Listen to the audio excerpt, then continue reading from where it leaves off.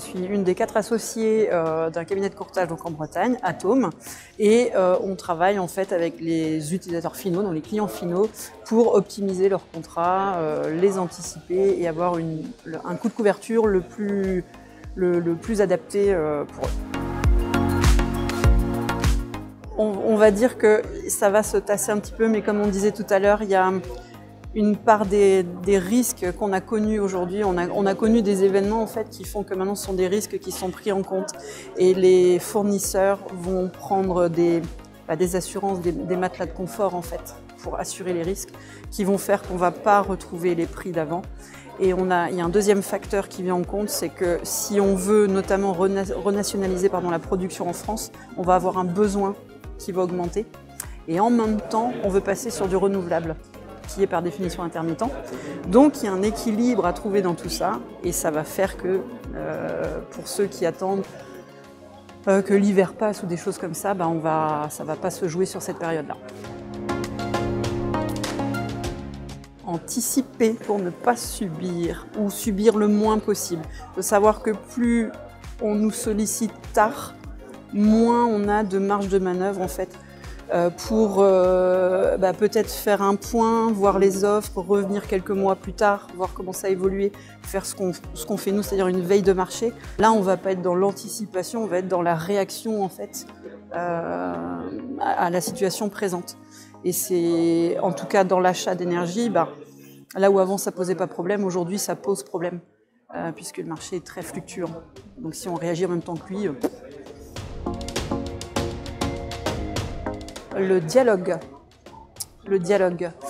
Et c'est aussi pour ça que l'anticipation est hyper importante parce que la part de dialogue, elle est primordiale. Si on n'identifie pas bien les besoins, moi je me suis aperçue que dans le contexte actuel, un moulin va reconsidérer ses heures de production ou va peut-être se dire tiens, je ne fonctionne pas en 3/8, là je vais passer sur du 3/8. Sauf que du coup, sur une proposition d'un fournisseur où on est sur le profil actuel, ça ne va pas correspondre au profil futur. Donc on va aller chercher d'autres choses auprès du fournisseur. Si on n'a pas cette info-là au départ, on est à côté de la plaque, on recommence tout. Et si on n'a pas le temps, on va être obligé de souscrire à une offre, on va dire, moins travaillée et y revenir plus tard. Voilà. Alors, il y a la notion très importante, on en revient justement au dialogue, c'est qu'il n'y a pas vraiment de dialogue.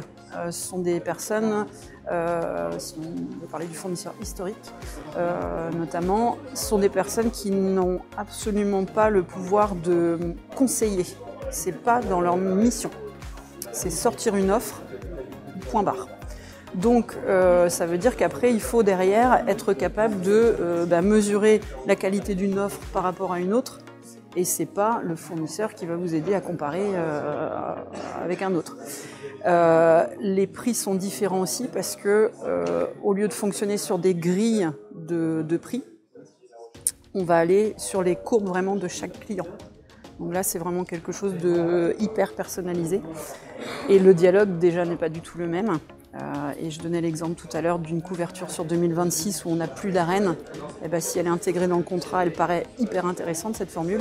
Sauf que y a une année surprise où ça peut être tout bon ou tout mauvais.